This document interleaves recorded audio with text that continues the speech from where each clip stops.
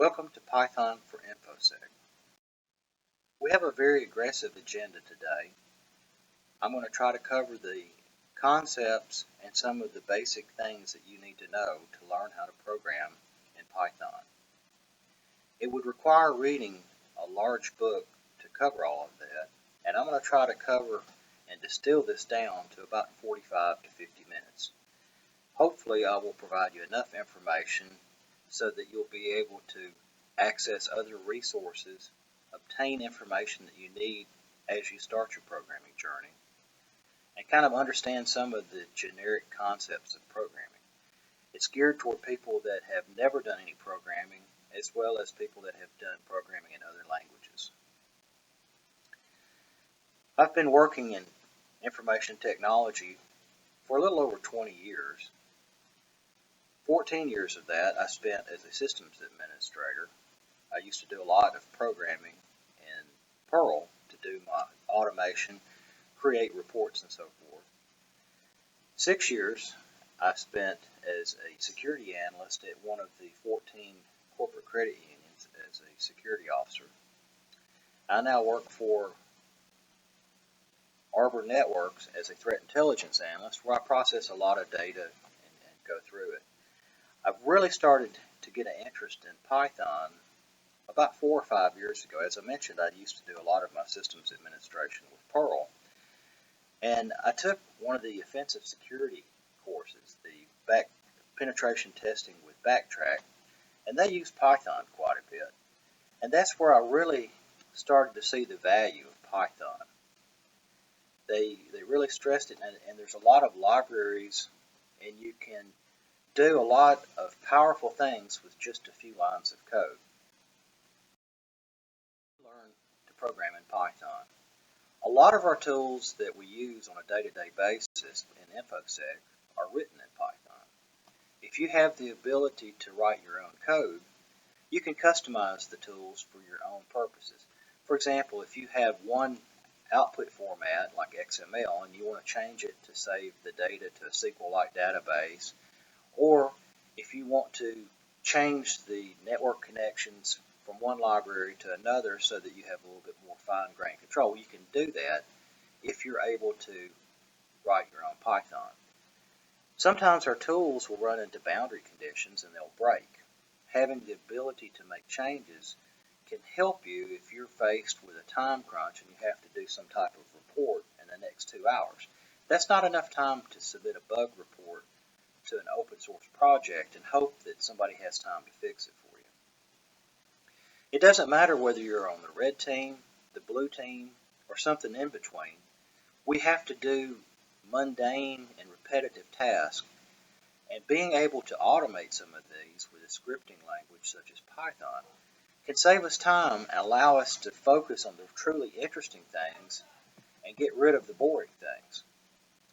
And when you're doing reports for people, a lot of times when you work for other people, you have to create reports, or if you're devising your own things for research, you'll want to parse out data, collect it, transform it, filter it, so that you can create meaningful reports that you can use to distill information to its finest points.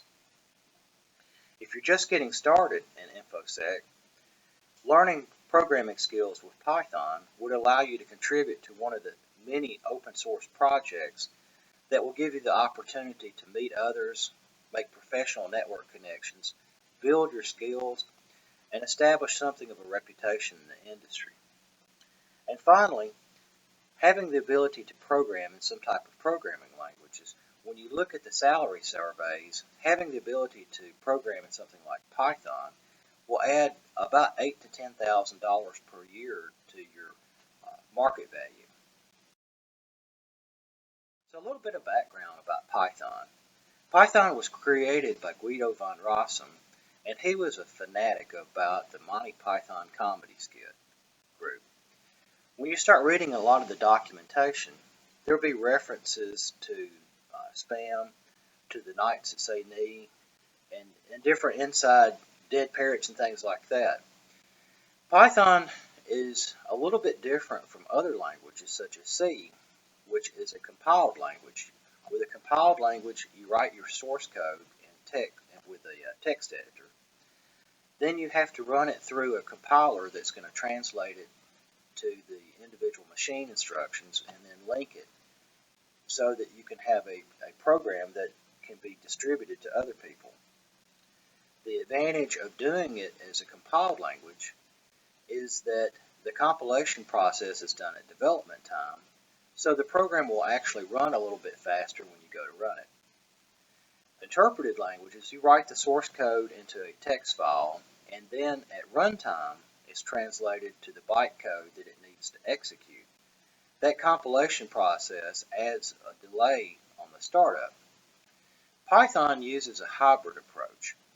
You're able to import libraries, and the first time these libraries are imported, they'll be compiled into bytecode. Subsequent executions of that library code will use the compiled code for a faster startup. One problem that Python has traditionally had over the years is it's got something of a multiple personality disorder. There was a major fork between the Python 2 and the Python 3 versions. A lot of the code that was in Python 2 would break in Python 3. They have since gone back and backported a lot of the newer 3 versions features to the Python 2 versions and Python 2.7. Which version you use really depends on who you're dealing with. If you're dealing with legacy code or other people that are programming on Python 2, you probably want to start with Python 2. If you don't have any kind of legacy dependencies, you may want to choose Python 3 because the usable life of these skills will be longer. But you may opt to learn both and be able to use equally either one. But I would suggest when you first start programming, you pick one and stick with it until you kind of understand the concepts. Python could be written procedurally or in an object-oriented manner. Procedurally takes a program and breaks it down into individual functions that you'll call. Object-oriented programming is a way of taking the data and the functions that operate on the data and moving them into individual objects. Later on in this presentation, I'll be talking about some of the object-oriented concepts. The object-oriented programming will allow you to build an extensible framework. It will allow you to reuse code, and it can shorten your development time. It's one of those things that a lot of people use Python procedurally, but the real beauty of it is as an object-oriented language. As I mentioned earlier, when you first start writing code in Python, you'll have to choose between Python 2 or Python 3. You write the file, you write the information into a text file, and you save it with a .py file extension. On the second line, you can see how to execute a Python script. You just call the Python interpreter, a space, and then the script name. If you're on a Unix type system, and I consider Macintosh a Unix type system since of its ancestry with the BSD type Unix, you can set the executable bit on your script file, and it's the first line in the script file have what's called a shebang style comment, where you have the hash mark, an exclamation point, and the path to your Python interpreter. A lot of people will write with both Python 2 and Python 3, and having both versions on the same machine could create an issue if you just had everything pointed to your Python interpreter. So a lot of people will create an operating system environment variable to point to either one. And I show examples of how to do that, how to create your operating system environment variables for each one. The top example is used for a Windows type machine, and the bottom example would be used on a Unix style machine. The Unix type machines have Python interpreters bundled with them, but Windows doesn't have a Python interpreter distributed by default. So if you want to distribute your code to machines that do not have that, you can compile your Python script into a Windows executable. There's several compilers out there, and it'll actually grab the libraries that you use and put them into DLLs so that you can create a standalone executable. My favorite way of using Python is at the interactive prompt. If you just call the Python interpreter by itself, you'll get a prompt where you can model and iteratively come up with your ideas. And as you work out exactly how you want to do things, then you can transfer it to a script, sort of an interactive process development model. You want to use one of the many integrated development environments. They're really great for large projects and also for beginners. They have several convenience features, such as having a line number that displays next to your script so you can keep track of where you're at. When you're typing the code, it will automatically indent, which is very important in Python. As you start to type your functions, it can suggest the various functions that you might want to use, and even prompt you for how many arguments and what types of arguments are required by a function. It has help systems that are built in, and when you're writing code, I'm sure that none of you would make a mistake, but I frequently make errors, and the integrated development environment has a debugger that you can actually step through your code a line at a time and inspect the contents of your variables, and that can really shorten the debug cycle.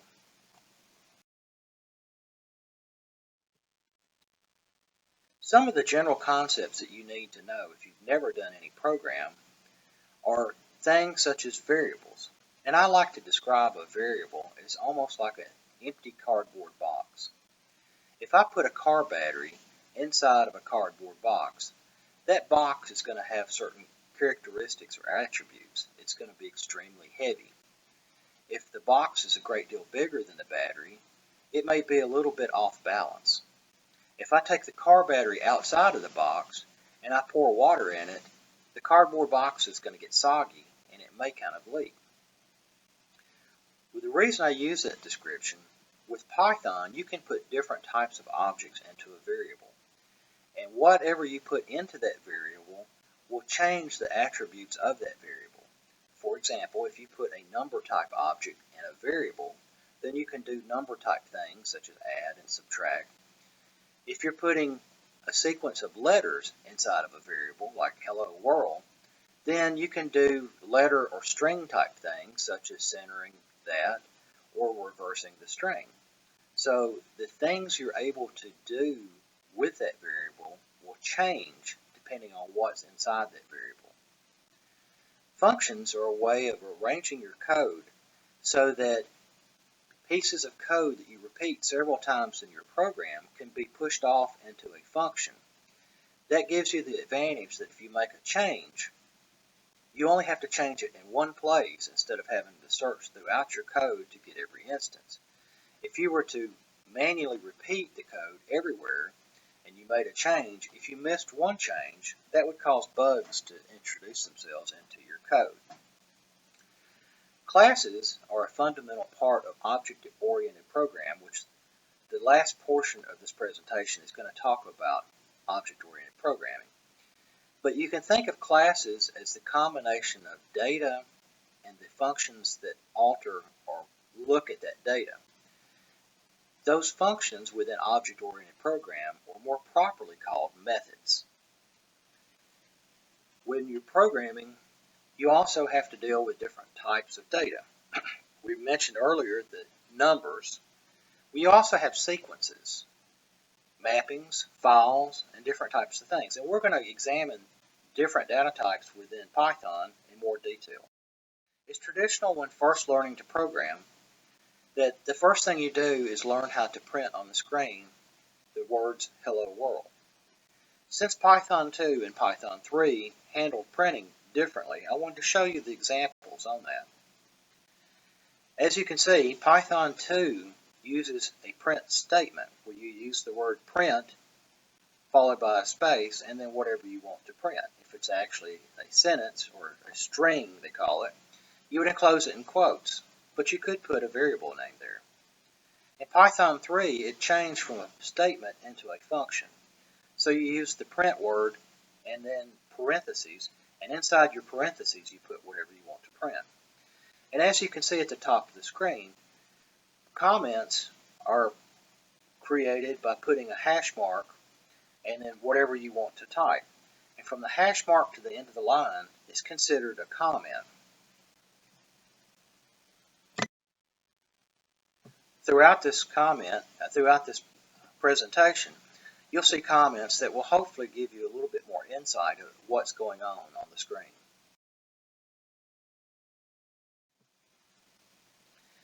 In this example, we're assigning the words hello world, also known, this sequence of characters would be called a string, and we're assigning it to the variable message. And I'm showing how to print a variable in both Python 2 and Python 3. As we get further along, I will just be giving the examples in Python 3 in the interest of time.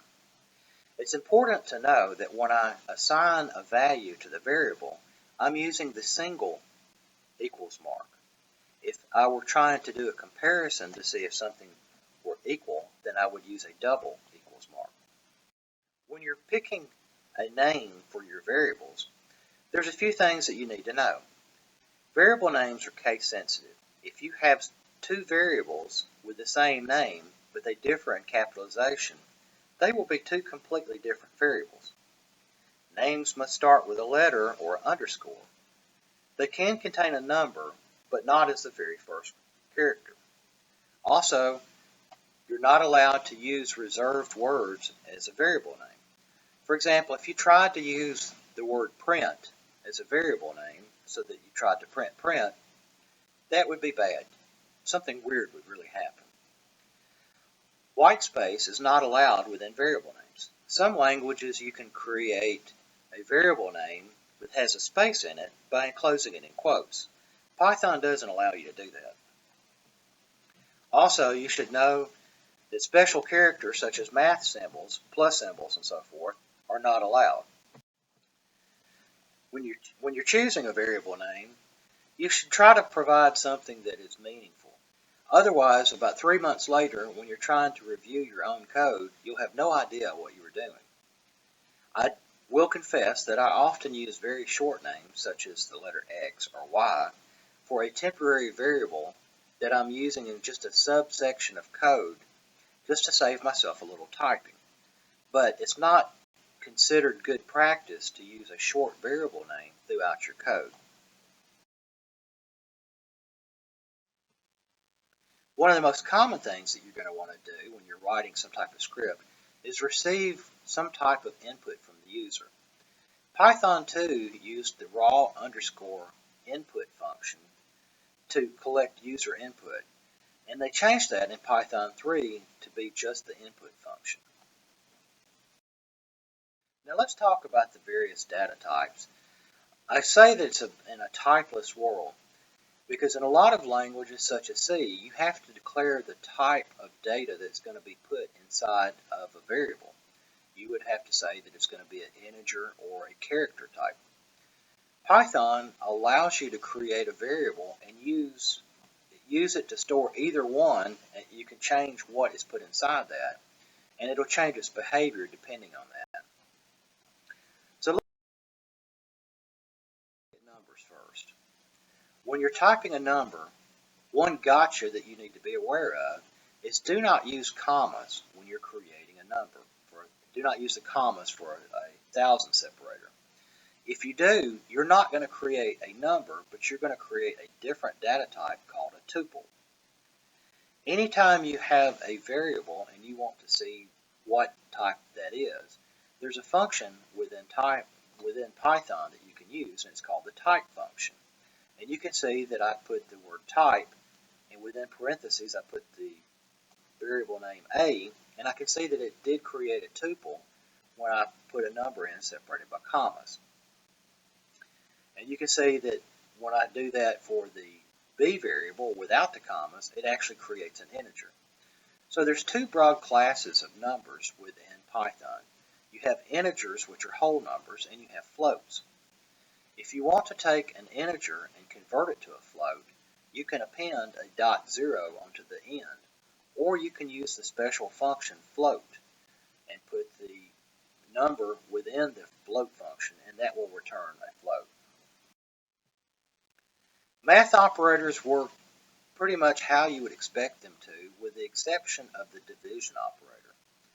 Python 3 uses a true division where it will give you a fractional number, but Python 2 will do integer division and it will discard the remainder. If you want to do true division within Python 2, you'll need to take one of the integers and convert it to a float by appending the .0 to the end or using the float function. The two things at the bottom you see, the double less than symbols and the double greater than symbols, are your shifting operators. For every position left that you shift, you'll be doubling the integer value. For every position right that you shift, you'll be doing integer division and you'll be dividing in half. Strings are sequences of letters and certain control characters. At the very top line, you can see that I'm creating a variable called myvar, and I'm assigning the words hello world.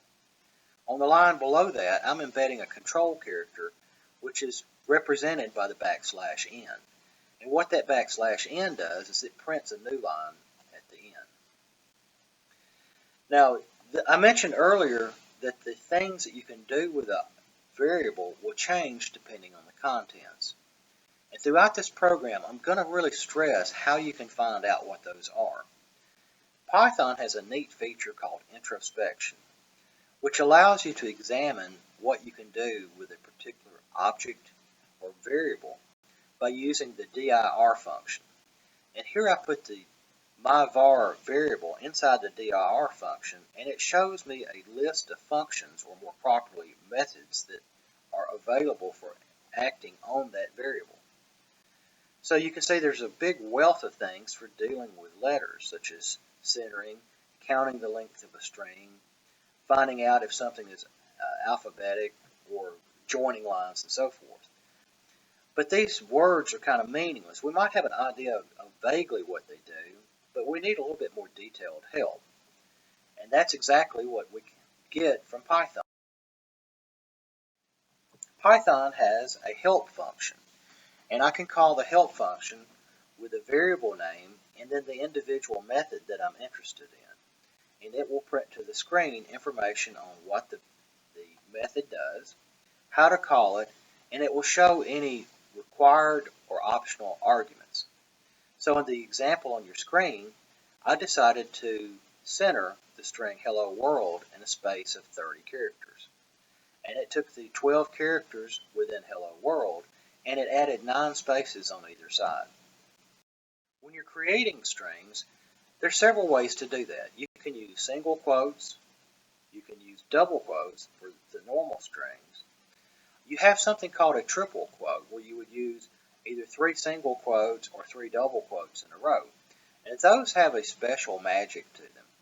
If you use a triple quoted string as the first line inside of a function definition, or a method definition, or even within a module, it will create help like you saw on the previous screen.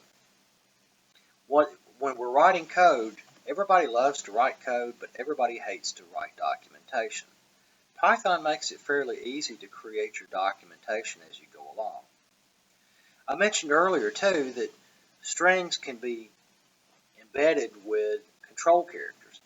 There are 3 that you'll use quite a bit: the \n, which is a new line, a \r, which is a carriage return. There is a subtle difference between the two, particularly when you're dealing with a Mac computer or Unix type computer, and sometimes when you're dealing with network calls. Just be aware that there is a difference and you may have to use one or the other. But for the majority of things, you'll use a \n. \t is a tab character. So how do you know which quote string should you use, a single or double quotes? And a lot of it depends on the content you're putting in there. If you had an apostrophe, like he's quoting or she's quoting, you might want to use the double quotes as the delimiter for the string. An optional approach to it, if you did not want to use double quotes, is you could precede that quote with a backslash character, and it would tell it to ignore that use of the quote mark as a string delimiter. You can also create raw strings, and what raw strings are, you put a lowercase r before the string, and that will tell it to ignore the special characters such as embedded newlines and so forth. That's a really nice way to create string templates, like if you were trying to do some kind of output. On the screen, you can see an example of printing a raw string, and you can see the embedded control code. Lists are probably the most common type of data object that you're going to use in Python. And you can think of a list as a series of storage slots. And in fact, you can think of a string as an individual list of storage slots. List can be accessed by position, and the very first position starts at 0. Python begins counting at 0. So if I wanted to access the third object within a string, I would use an index notation, but instead of putting the number 3 within square brackets, I would actually put the number 2. List values can be changed in place. If I want to change the value of the third item, I can change it without having to create a new list. You can extend, shorten, or even remove sections or add sections to the middle of a list. Lists are a compound type of data structure in that you can add list within list. You can also add other types of data objects within a list. As I mentioned before, you access list items using an index behavior, and there are several different ways that you can do that. If you have a single number, then it will retrieve or address that individual storage slot. But you also have the choice of putting a two-number addressing mechanism. And the example you see on the screen where you've got A and inside square brackets you have the 0, colon, and 5. The very first number is where you begin with the list, and the second number, it goes up to but does not include that number. So the 0, colon, 5 would address the first 5 slots, and it would be slots 0, 1, 2, 3, and 4. Python does have some nice default behaviors, and if you leave out one of those numbers, it defaults. If it's the first number, it will default to the beginning of the string. If I left off the second number, it would default to the end of the string. Python also has an optional method. If you wanted to skip over intermediate values, you could supply 3 values. You would have the starting position, a colon, the ending position, you would end prior to that offset, and then a colon, and then an optional stepping value. Once again, we're going to use introspection to see what we can do with a list. And I had showed you earlier that you can take a variable name and put it inside the directory function it would show you. Well, a different way of using it is you can actually call the dir function and show a data type such as list, and it will show you the things that you can do with the list. You can append, reverse, sort, and so forth. Tuples are like lists, but they cannot be altered. They're the closest thing that you have to a constant within Python. Some programming languages will allow you to create a constant, which is nice to avoid bugs. You can set a value, and if it were to try to change, then you would get a program error.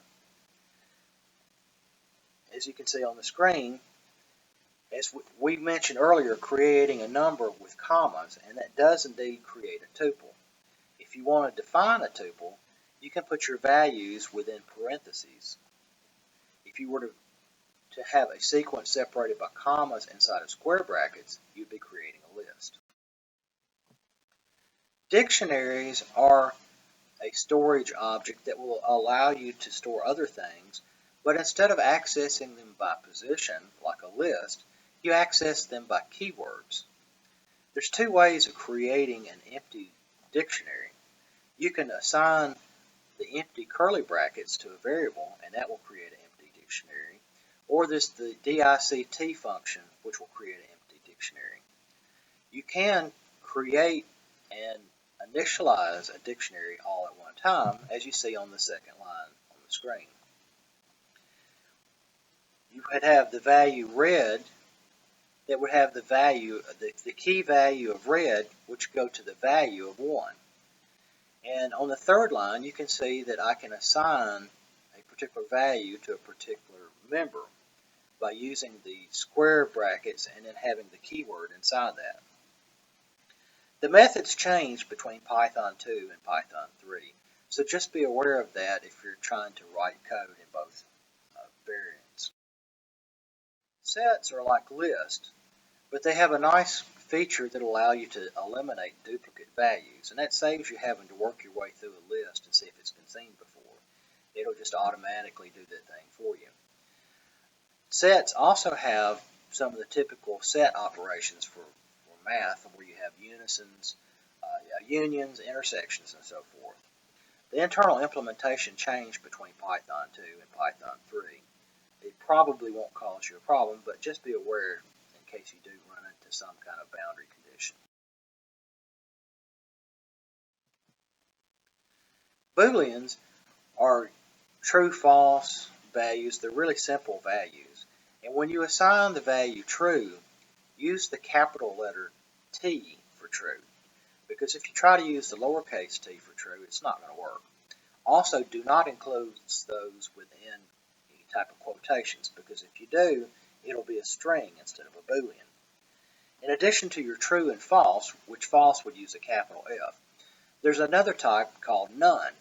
And it's not really a Boolean, but it kind of fits in this category in a sense.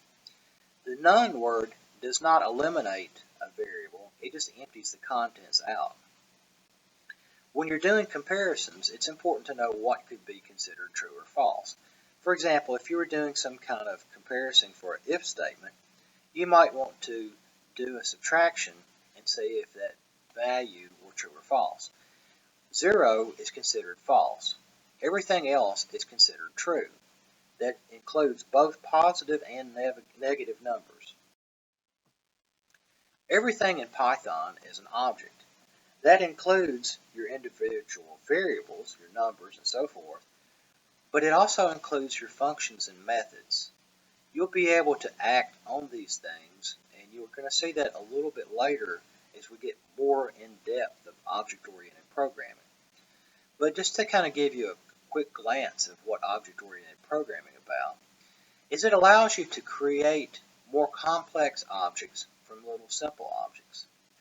And I'm going to give you an example of a means of transportation. A bicycle is a means of transportation. It is a transportation type of thing that has certain attributes, such as tires. The individual object has multiple instances of tires. I could take that individual object and I could decompose it into the individual things, and those might be other objects that I want to model.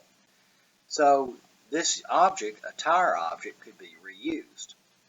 If I wanted to create a unicycle, I would use one instance of a tire. If I wanted to create a bicycle object, I would use 2 instances of a tire. If I were going to create a car type of transportation vehicle, then I would use 4 tires. The tire object would be useful if I were defining anything from an airplane to a dump truck. The bicycle type object, I might want to add other features or capabilities to it. For example, a motorcycle is nothing in the world but a bicycle with an engine. So I could take a bicycle object and extend it using the base class, what they call it, and adding additional values or features to it. And when you're trying to model behavior, most people refer to things as a is-a or has-a type relationship. If it has a thing, then that would mean that it contains an object. For example, a bicycle has tires. It has multiple instances. So those are attributes. But a bicycle is a type of transportation, or a motorcycle is a type of bicycle with a engine, that represents inheritance, things that I can extend. Um, the terminology is a little bit confusing when you're talking about object-oriented programming. When you have a very simple class, that's referred to as a superclass.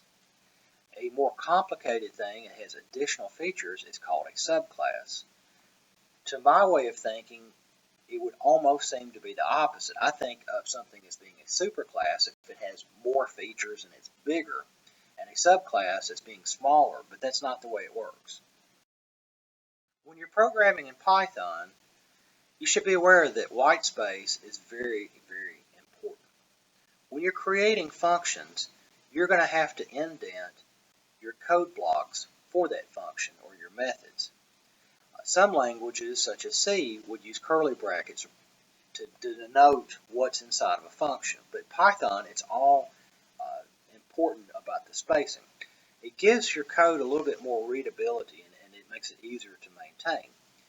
Now, as far as using white space, you can either use tabs or spaces. Do not mix the two, because if you do, very bad things are going to happen. Python 2 is a little bit more tolerant of that, but Python 3, it'll make your programs just not run. The recommended best practice is to use 4 spaces for every level of indentation. As I mentioned earlier, you can use triple quoted strings as the first line of a function to create important documentation.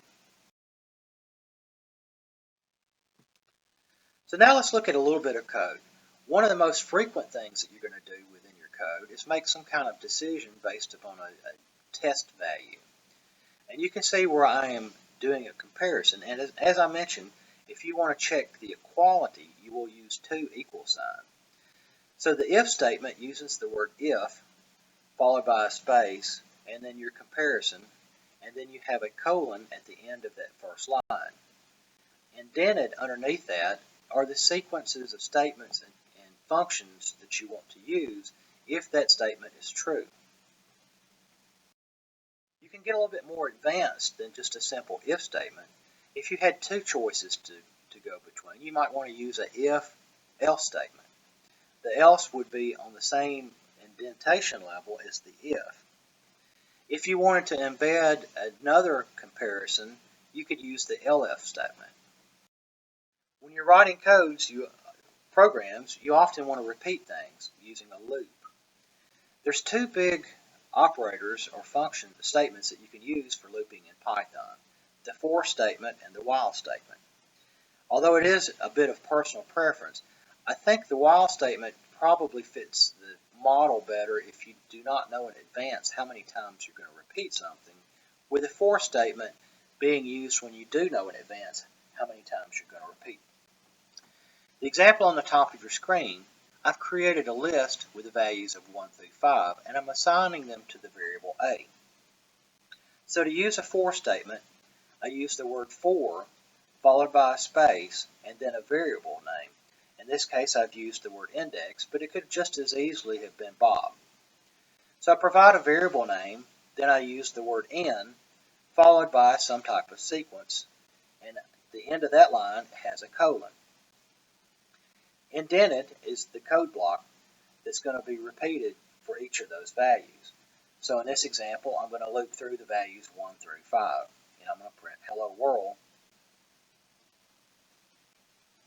And the most common example is you're going to use the range operator, which just generates and emits a sequence of numbers, and that's what you see in the middle. The while statement is good for if you're wanting to read a network stream. You may not know how long the data is going to be transferred, so you would have it run continuously. You could almost create an infinite loop and then have the value changed during the middle of it, and that would let you break out of that infinite loop. When you're going through your loops, sometimes you want to change the direction of your code depending on some type of condition that may occur. In this example, I'm using the word break to break out of a loop before I get to the end of the sequence of letters or sequence of numbers. If you want to continue looping but not want to process a specific iteration, you can use the continue statement. And while it's not really a control statement as such, it kind of fits in here as well as the pass statement. It's essentially a no-op type statement where you could choose to just go ahead and skip like a continue without doing anything. Pass statement in other instances, like if you were defining a function stub that you wanted to go back, you had a general idea that you were programming, you just put a filler there and then you go back and flesh it out a little bit later. So here's our first standalone program, and if you were to type this into a text editor and save it with a file name of hello.py, we would have a standalone program that we could type Python space hello.py and it would run. The numbers you see on the left of the screen are not part of the program, but I've added them. They're a feature of the editor that I'm using, and I included them so that you could see specifically what line I'm talking about. Within this program, I've created two functions, and the way you create a function is to use the def statement followed by a space and then your function name. After the function name, you have parentheses, and inside the parentheses, you can provide any type of argument that you want to be able to pass into the function. At the end of that function definition line, you have a colon, and then the body of the function is indented over. So in this example, I have two functions, the message and the main. The main does not require or accept an argument, but it calls the other function. Now you see something that looks a little bit odd on lines 10 and 11. And that has to do with how Python handles importing. I mentioned that this is a standalone program if I call it as Python space hello.py. But these functions that are defined within that script can be imported and reused into other scripts. And I would put a statement within my script to say import space hello. I would not include the .py. And what you're seeing on lines 10 and 11 is there are certain magic attributes or reserved special variables within Python. And Python creates these names with 2 underscores before the variable name and 2 underscores after the variable name to avoid name collision as you're writing things, so that you wouldn't create a name and make your programs break. So what that's essentially doing is it's checking to see if this was run as a standalone program or being imported as a module. It gives you a way to create a test harness so that you can write your code as a standalone program and then reuse it later. And that's probably very confusing, so I want to give you a little bit more specific example. At the interactive Python prompt, if I just type Python and press enter, I'll get an interactive prompt. And I can use the dir function to show me through introspection the things that are available in that namespace. And I can see that there are 4 things that are listed. The special variable built-ins, the special variable doc, the special variable name, and the special variable package. And I'm going to explain what those are. The built-ins, as you see at the bottom of the screen, are all the commands that are recognized by the language itself. If I were dealing with a module that I was imported, the built-ins are part of the language itself, the base language. The double underscore doc is created your documentation strings through your triple quoted strings within your function names, and that's a way of seeing how a module works and so forth.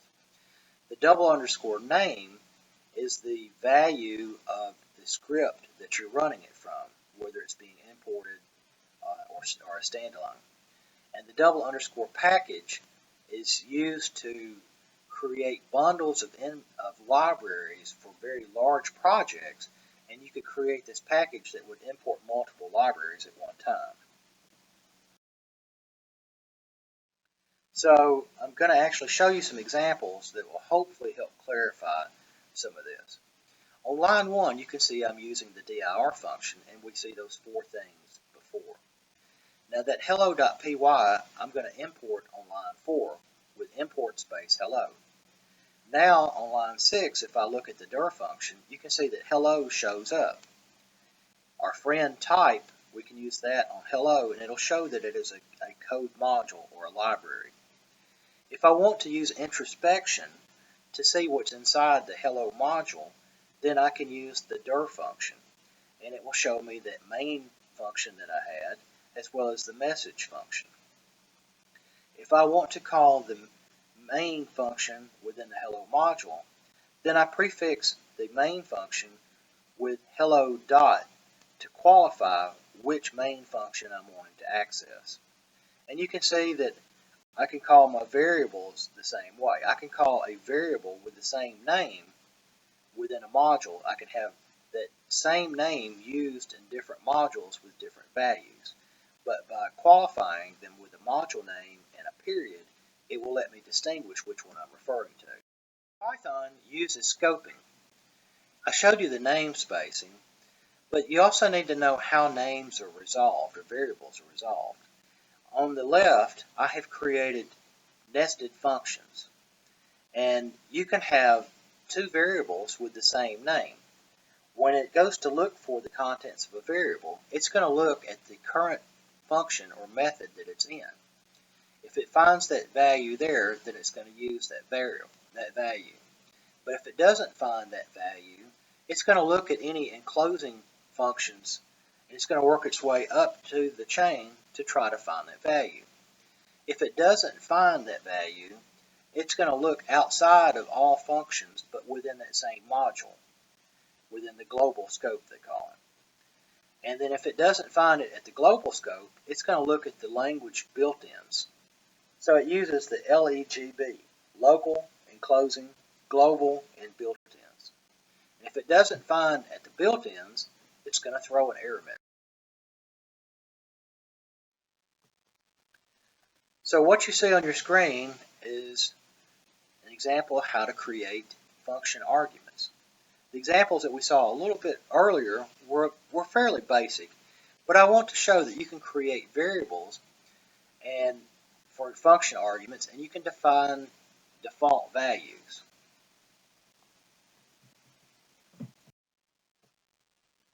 On lines 3 and 4, I've set some global variables that I'm going to access within that function. And the purpose of this function is to kind of create a helper type function that you could use to browse the introspection methods with the Python help.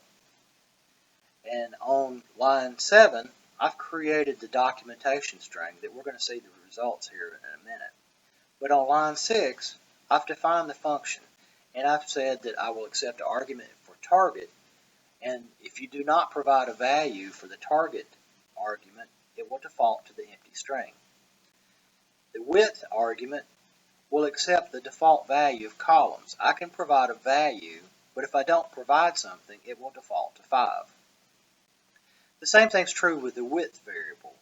If I provide a value for that, then that value will be used. But if I don't provide anything, then it will default to 80. You can call the helper function with 3 arguments. You can call the helper function and provide it with 3 arguments, and it will use and assign those variables by position. But I can also give them out of position. Like if you look at line 24, you can see that although I've defined the function to take the target variable first, I can actually reverse those. And you can see in the comment at the end of line 24 an example of calling that function by position.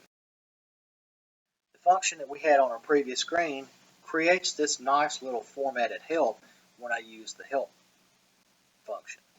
And you can see that it shows the individual functions as well as the data types, and it helpfully shows you the location of the module for importing.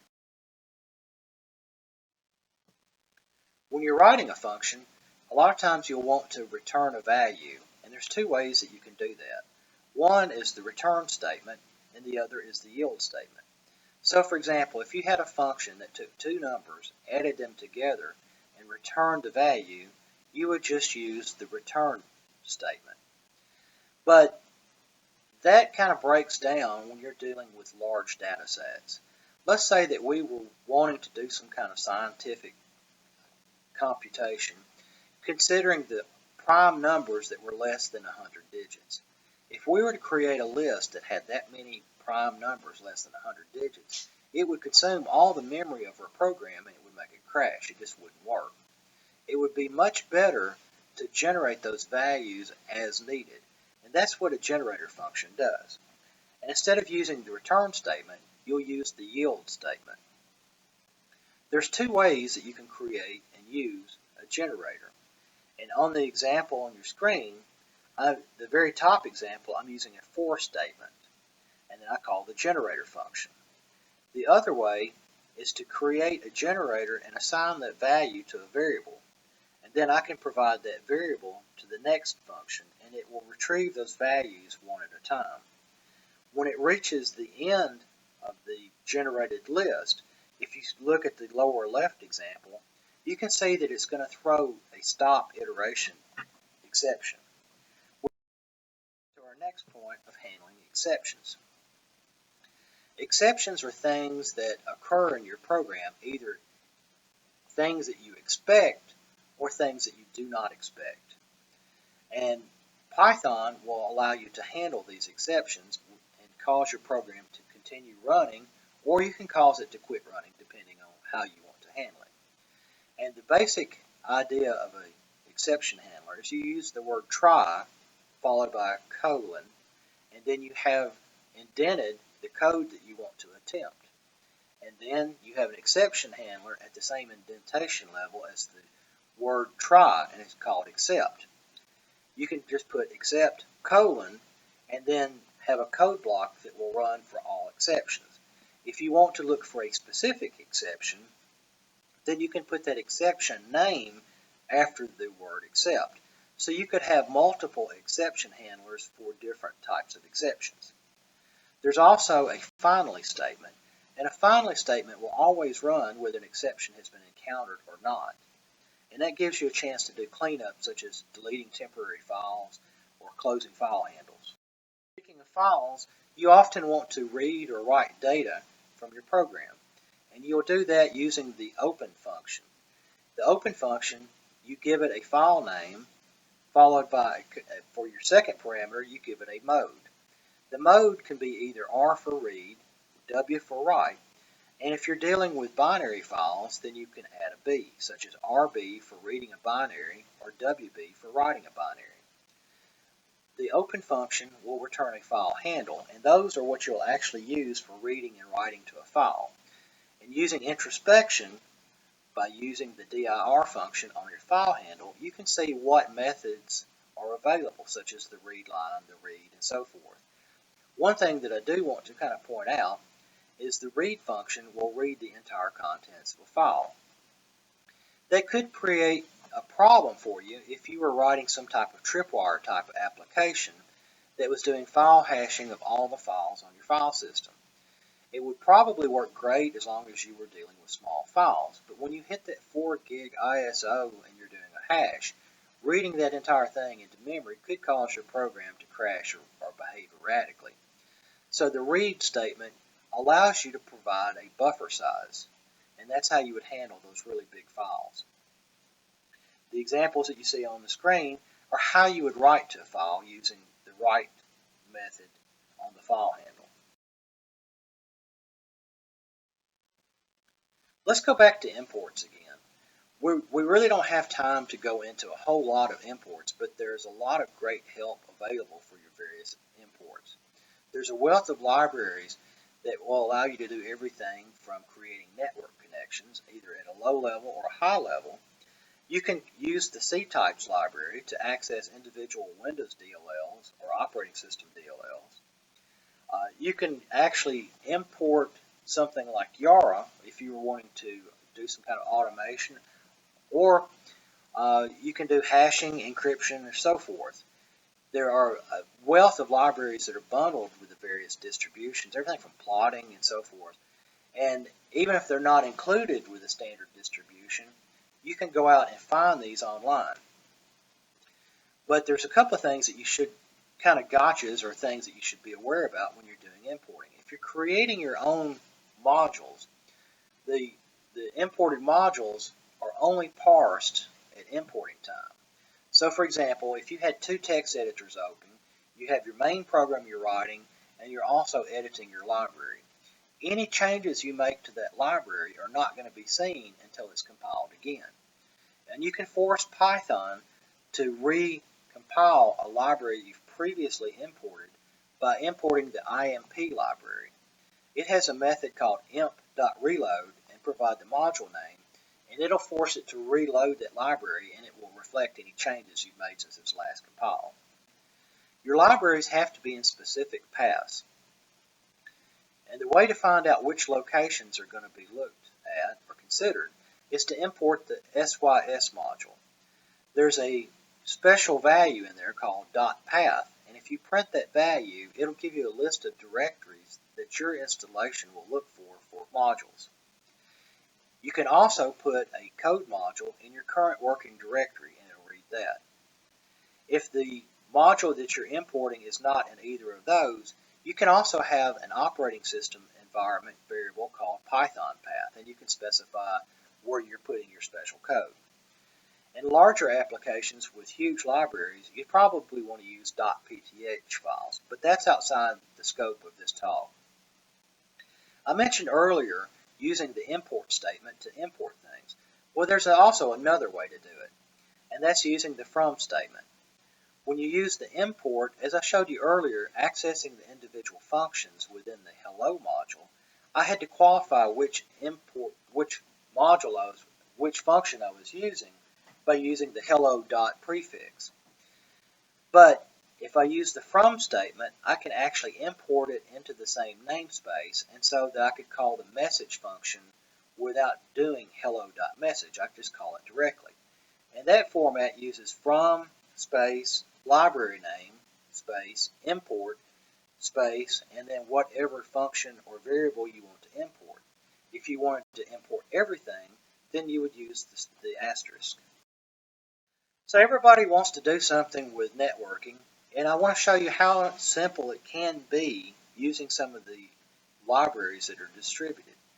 So in basically 3 lines of code, I can go out and access the Derbycon website, read the entire contents into a response, close the connection, and I can print the line with a for statement.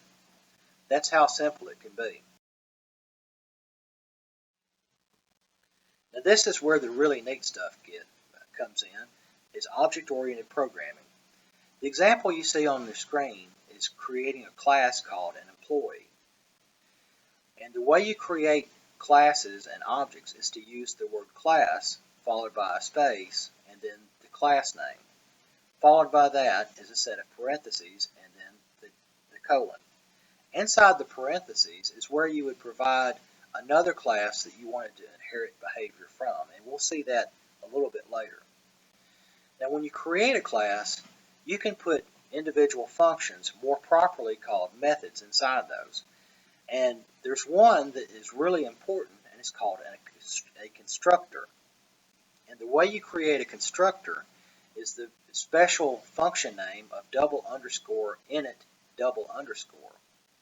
And what that will do is when you create your object, it allows you to initialize that values that are stored within that. Every method within a class has to accept the magic word self, and that's how it knows how to access its own internal data and which instance of an object that you're referring to. So to kind of give you an example of working through, on line 1, I've provided a line like you might see from a comma-separated value exported from an Excel spreadsheet. Let's say that I was trying to build a database of employees, and I was grabbing all this information from an Excel spreadsheet and wanting to read it in. So my constructor on line 7 will accept an argument of a line. On line 8, I will split that into individual items, the name and the salary. Now that name and salary are just temporary. They're going to go away. And to actually be able to store the values within that variable, I have to qualify variables with the self.name and self.salary. So by assigning values to those self values, it actually retains that value within the object. On lines 12 and 15, I have two other functions. The line 12, I use get underscore salary, and that's what's referred to as an accessor function. Although I could access the salary information directly, if I were to create an object called Bob, then I could access it as bob.salary. But that's considered poor practice because I might want to change the internal representation. And so I will use an accessor function that would allow me to either use a dictionary or a list. I could change the internal representation without breaking my code. On line 15, I'm creating what's called a mutator. Mutators allow you to change the values that are stored within the object. The advantage of using a mutator versus directly accessing that value is that you should have the ability to add some kind of validation logic. If you were dealing with an employee, you wouldn't want to set their salary to a negative number and force them to pay you to work for you. You also wouldn't want to pay them more than the company makes, or you'd go out of business pretty quickly. On line 18, I'm showing how to create an instance of an employee, and I've created a Bob instance. I pass in that particular comma-separated value list as part of my initializer, and you can see that I can do the printing and so forth and access and use the mutator and accessor methods. Example of the Bob class, the employee class at work, and you can see how it prints. Now let's talk about inheritance. The advantage of object-oriented programming is we can take these superclasses and extend them and add features. So in the case of a manager is a type of employee, but they have different characteristics. They usually get paid more money, and a lot of times they'll get bonuses. So I can build a base class of employee by within my manager constructor. I can call the constructor of the employee class by putting employee dot and calling that constructor directly. And then I can customize the manager type functions within the manager constructor. Python allows you to redefine the methods that have been defined at a different object level and give it new functionality. And that is what's called polymorphism. It allows you to change the behavior at runtime depending on the type of object that you're dealing with. So on line 32, I want to redefine the $_str_ method. And that particular method allows you to create a representation when you try to print an object. That's a really great way of creating some type of formatted output as you're trying to debug your code. And in this case, I create a manager object and I print it, and you can see it on the screen. Now I realize I have covered a great deal of material in this short presentation. It's right at an hour. And to actually put this to use, I suggest that you go through some of the online tutorials that are available. There's a wealth of them out there. Google's got some great things. There are some online books. If you're wanting to look at a hard copy book, No Search Press has some great ones. O'Reilly has some good ones. There are even some free ones online. When you're starting out, there's some IDEs that you may want to use. And I would suggest writing your code, working through the examples, making mistakes, writing bug-ridden programs, working through, finding your code, and just through practice, you'll get better and better. Unfortunately, there are no shortcuts. You'll have to do the effort. But if you go to the effort, you'll be greatly rewarded for everything that you do. I would like to thank you for your time. I hope that you find this information useful, and I hope that it starts you on a path of being self-sufficient and able to write your own programs. Thank you.